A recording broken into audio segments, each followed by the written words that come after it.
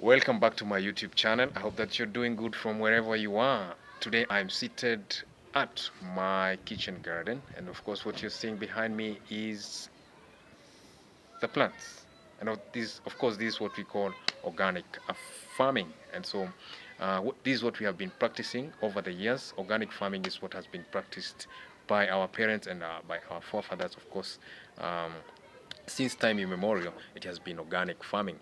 But of course, with advancement of technology, we have seen the introduction of GMOs. And of course, the other day we saw a guy who comes from the US who is not so much trusted in his own soil, in his own country.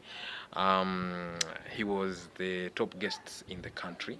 He wants the introduction of GMOs into our food system.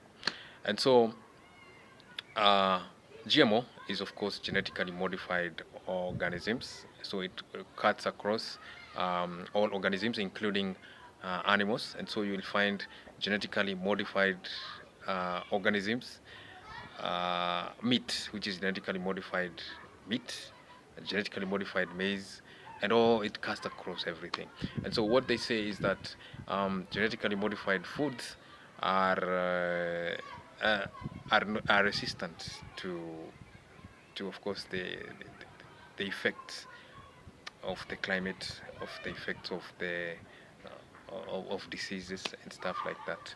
And so looking at some of the videos that are trending or that have been there in other parts of the world, you find that guys have always avoided these foods.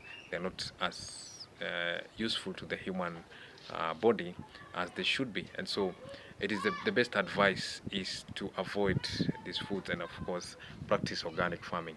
Let's have our own seeds because that's the main agenda, to start selling us food or start selling us seeds which have been genetically modified.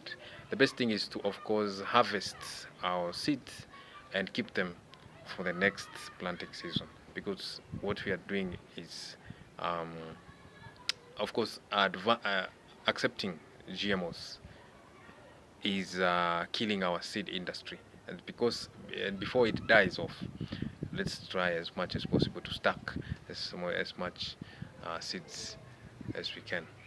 So if you want some amaranthus, that's terere seeds, come to me.